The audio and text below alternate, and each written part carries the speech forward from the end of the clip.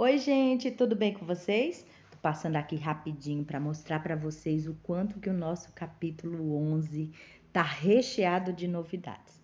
Ele vai trazer para nós, gente, o gênero textual, verbal e não verbal, os cartoons, né? Os gêneros textuais humorísticos que estão aí no nosso dia a dia.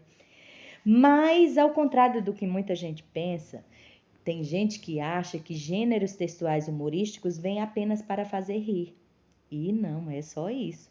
Os gêneros textuais humorísticos, eles vêm para criticar, às vezes para falar de assuntos sérios do meio ambiente, por exemplo, a questão do consumismo, a questão de alimentação, a questão de nossas ações no cotidiano. Então, ele vem aí para mostrar para a gente, para fazer refletir sobre coisas sérias e sobre coisas tolas também, tá? Então, nesse capítulo aqui, a gente vai estudar os gêneros textuais cartoon e outros gêneros textuais, mas que fique claro para nós e que entra aqui na nossa cabecinha que esses gêneros podem trazer uma mensagem verbal e uma mensagem não verbal. Prof, o que isso quer dizer? Verbal, essa palavra verbal vem de verbo, ou seja, aquilo que está escrito, ou não. Então, ó, eu vou mostrar para vocês um aqui que não tem nenhuma palavra escrita, só, a não ser o nome do autor, né? Mas não é disso que estamos falando. Veja só, esse cartoon, ele tá aí na abertura do capítulo, né? Não é na abertura da unidade, na abertura do capítulo. Deixa eu ver só a página 11, tá? E ele vai mostrar para nós, ó, a cara de indignação dos cidadãos ao ver o lenhador cortar a árvore, né? Então, isso é uma crítica social, uma crítica aí às nossas ações, né? E não tem uma palavra escrita. Esse outro aqui, ó, dos extraterrestres, que estão com cara de céticos, né? Achando que estão falando com um outro ser vivo, mas não estão, na verdade é um boneco de neve, né? Temos esse outro aqui embaixo, né? Que é sobre uma lerdeza, né? Na verdade, foi lento demais para nós, para ele foi rápido demais, enfim. Então, os gêneros textuais cartoon, eles podem ser apresentados em textos verbais e não verbais, tá, gente? Bom, o que temos mais nesse capítulo, prof? Temos aí a obra de Koala. Vocês que são meus alunos sabem que eu adoro citar o nome dos artistas que aparecem, né?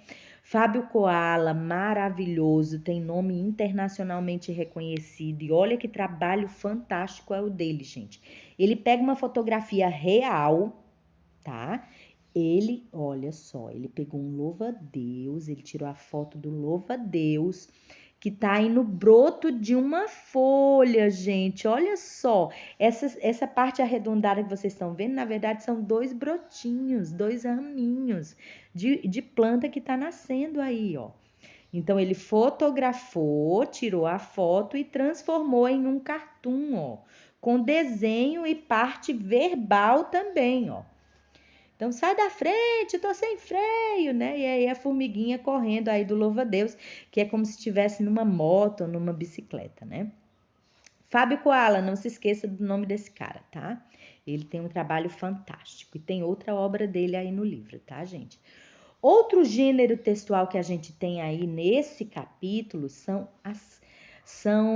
as caricaturas, gente. Olha só, marca aí as principais características do rosto, né, da figura que está sendo desenhada, que pode ser uma pessoa comum, pode ser uma celebridade, pode ser um político, pode ser alguém que fez algo importante, sei lá, alguém conhecido mundialmente, um jogador de futebol, qualquer pessoa, né, pode ser desenhada. Como é que é desenhado, prof? É desenhado os traços principais do rosto da pessoa, que marca o rosto da pessoa, são mais acentuados, é como se eles fossem desenhados de forma exagerada, né? Então a gente tem aí o saudoso Monteiro Lobato, pai da literatura, né, gente? Que vocês já conhecem. Bom, aqui no finalzinho do capítulo ele traz para nós também a questão aí do duplo sentido, né, que está presente aí nas nos textos humorísticos, tá?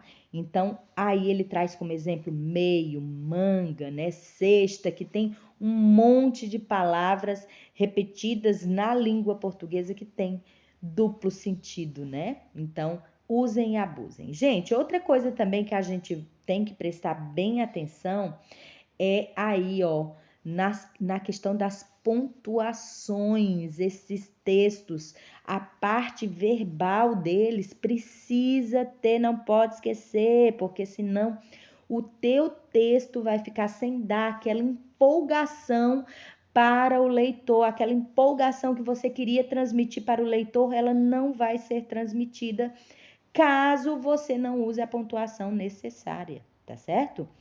Então, o ponto final, eu vou falar aqui uma frase: gosto de sorvete de chocolate. Eu usei o ponto final. Não tem entonação, não tem empolgação. Olha só agora com o ponto de exclamação. Gosto de sorvete de chocolate. Então, é um ponto de exclamação. Eu preciso dar entonação ao meu texto, à minha informação, à minha mensagem. E o ponto de interrogação. Gosto de sorvete de chocolate, né? Então, se eu não der essa ideia para o leitor do que eu estou falando, como que ele está agindo, como que ele está pensando, que empolgação que ele está tendo naquele momento, o personagem que está sendo lido, talvez eu não consiga transmitir para o leitor isso, né? Então, eu preciso usar os pontos necessários, tá? Gente, outra coisa que eu queria chamar a atenção de vocês aqui no capítulo é a questão das interjeições. As interjeições, gente, elas são uma daquelas gavetinhas que eu já falei para vocês que a língua portuguesa tá recheada, né? A língua portuguesa, gente, ela é completamente cheia de gavetinhas, né? E essas gavetinhas, elas vêm para classificar as classes gramaticais. Ali tem uma gavetinha para o verbo, outra para adjetivo, substantivo, pronome, numeral, né? Artigo e enfim. Tem uma gavetinha que é para as interjeições. Não se esqueça o nome dessa danadinha. Prof, para que servem as interjeições? Exatamente isso que a professora está falando. Perceba, ó, toda interjeição tem um ponto de exclamação ali, olha a tabela. Toda interjeição tem que ter. Disse um a, disse um ai, disse um ei, oi, oxe. Disse isso, leva o ponto de exclamação, né? Então, quando você está falando com um amigo, mandou um bilhete para ele, escreveu oi, fulano, oi, exclama. Fulano, vírgula e bota a tua mensagem. O que não pode é colocar uma interjeição sem pontuação, tá certo?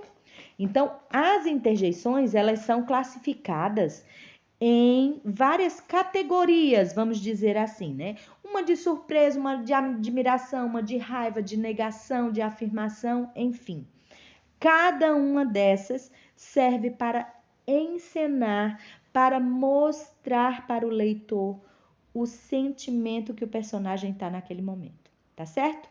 Espero que vocês tenham gostado, curtam bastante, façam as atividades que aí a sua professora substituta está sugerindo, tá? E um beijo no coração de vocês, tá certo? Desejo a todos, ó, bons estudos.